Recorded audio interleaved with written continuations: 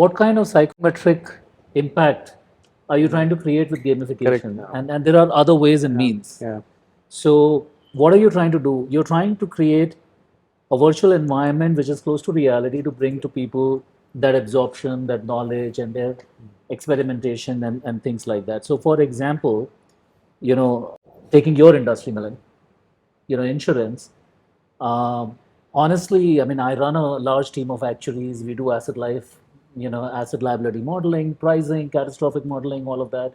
So I know risk reserves. I know the whole concept of insurance. I'm an accountant also, right? But as we were working with Lloyd's of London, one of the board meetings we were having, they actually gave the history of Lloyd's of London. And if you listen to that history, it simply talks about how did the insurance industry get created. There was a time when a bunch of these traders used to have ships that used to sail. And the pirates would actually go hit the ship. And what would happen is that the ship is not a small investment, right? It's a huge investment. Yeah. Now, if somebody hits my ship, right, I'm done. My business is gone, right? After that, I've evaporated. And what the Association of Traders realized that their power is to keep everyone alive.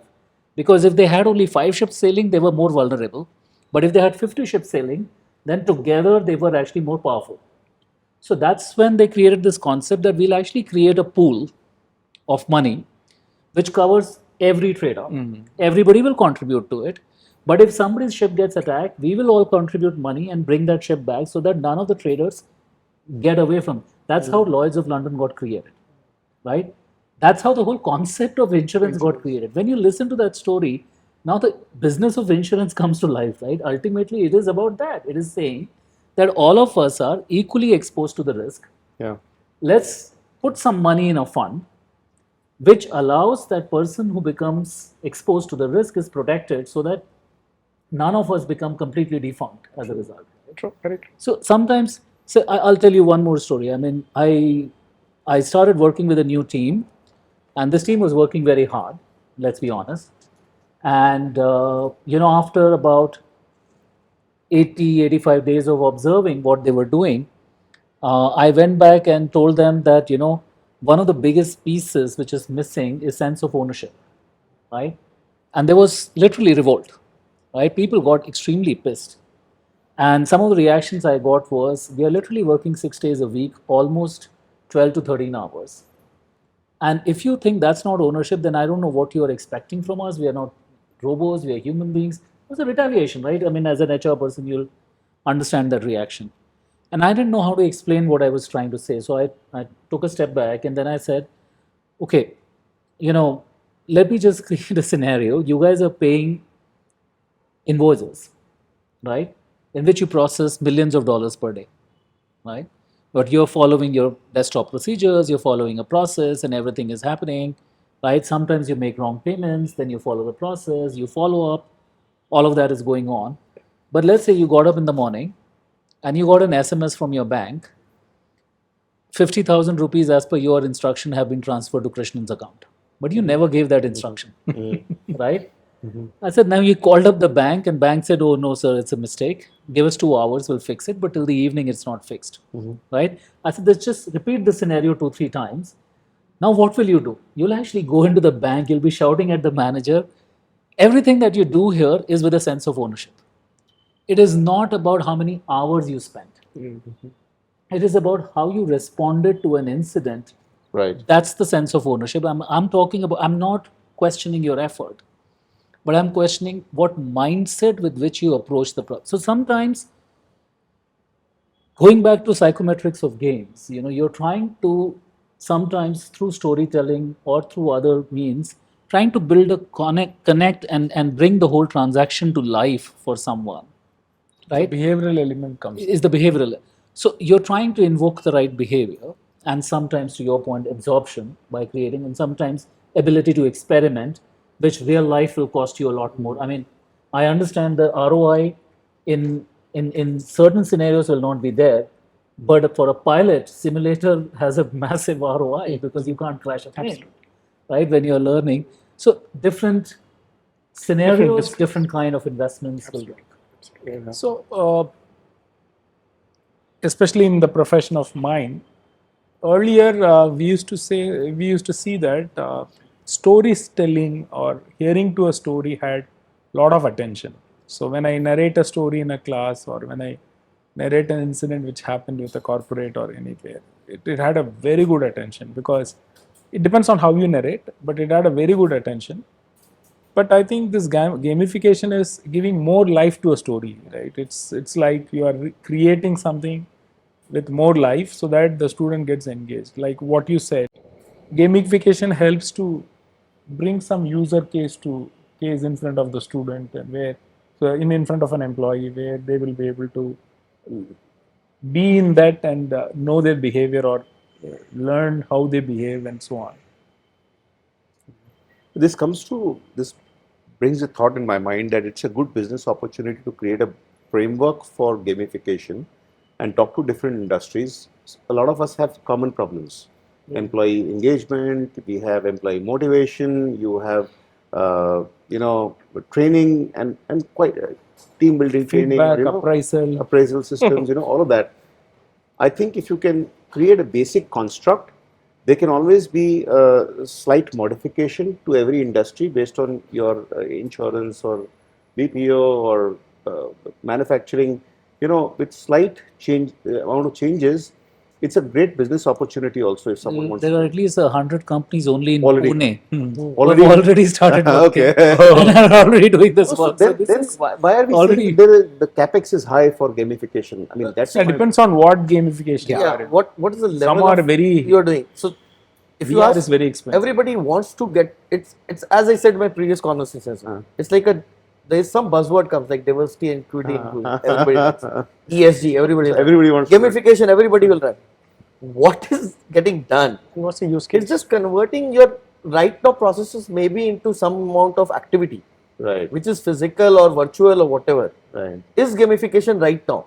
Right. If you talk about creating next level, wherein your business strategies are getting built through gamification, your HR strategy is getting built through a gamification, is a way to go. So that's my point. That will require a lot of. I think that's where the opportunity lies. That's where the opportunity lies. But if you're able to create something with the end in mind, that's what it's existing in some form, but if it delivers a purpose for you in your organization, I think that's what you're looking for, and you can make a pay by use model. I mean, I'll tell you example of 8 years old with two-wheeler industry. What he was saying about, I think Hero or a Honda Activa, they had this corporate responsibility training for employees of organization, where they used to get a simulator, and they used to train people on two-wheeler safety, road safety. Okay. And they used to get simulator like a Activa which was fitted on something with a screen, and they used to really train each and everybody. They used to tell the employees, get on it and try it. So I did with them, I think 6 to 8 years back. We called them in office. They did, and they were ready to go to every site to do it.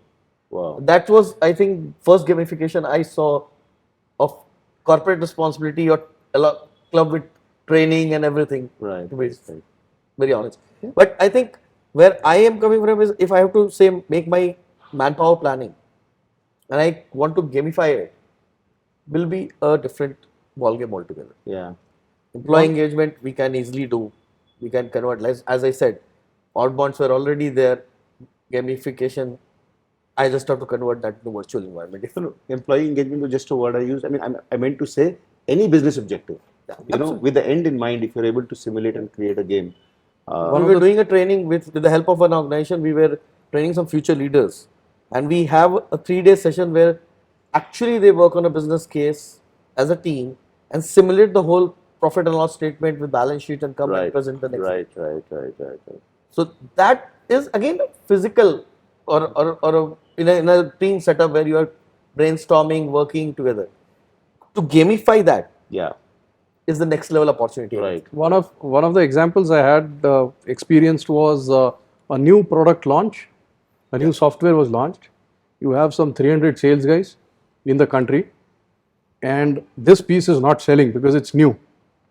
And somebody came up with a bright idea that let's do a speed dating, which means Monday morning everybody comes to office, sits on their desks with a phone, and you start calling all your existing customers and ask who's interested in this. Right. Any guy who gets 3 opportunities, that is 3 customers say, yes, come and meet me, I want to see the product, gets an iPad. I am telling you, by the end of the day, we must have built more pipeline in that one day than we would have in about 6 months. Wow. And we always know that a few guys will fake it off, but even then we got some amazing success rate. Yeah. We landed up selling a double-digit million in about a quarter. Wow. So It was existing earlier as sales incentive. Now Yeah. gamified. and it's right now. It's in the next 2 hours you Yeah. go get it, and then you Instant just like gratification. just like Pizza Hut, we actually had a bell where the moment the customer said yes, come and meet me, this guy would run and cling the bell, because the moment he hit the bell, everybody else on that floor knew that No, this that bugger is someone leading. who's close the sale. It builds that energy level throughout till lunchtime. We were done. I think one that important part of this leaderboard whole concept. process, That leisure board was there already. leaderboard. Yeah, Yeah. leaderboard, So leaderboard leaderboard is required as part of Yeah, that process. yeah. I'm just, interesting, thought on this whole conversation. Again, within this group, as we are talking, I'm just realizing that gamification, at one level we all mean the same thing. At another level, we are going too wide with the definition. Yeah. One thing is we got to sometimes put boundaries to what we are trying to say. So, the example, some of the example like simulators, they've existed forever, right? Now we can call them a game or we can call them simulators, right? Similarly, as you were also saying, I mean, even 20 years back, I have gone for strategy training workshops where we were given, 2 groups were given companies to run with exactly the same resources. And as we had 5 hours to create the strategy for the company. 2 hours into it, news flash, one of the suppliers has gone bankrupt. 3 hours later, news flash, another competition has just come in. 4 hours. So they were just constantly changing the dynamics, and you were actually feeding all your resource allocation into the system, and simulator was giving you an output which was the next step for you. Right. So, but that was happening 20 years back also. Now we can call it a game, or we can, to your point, negotiation again.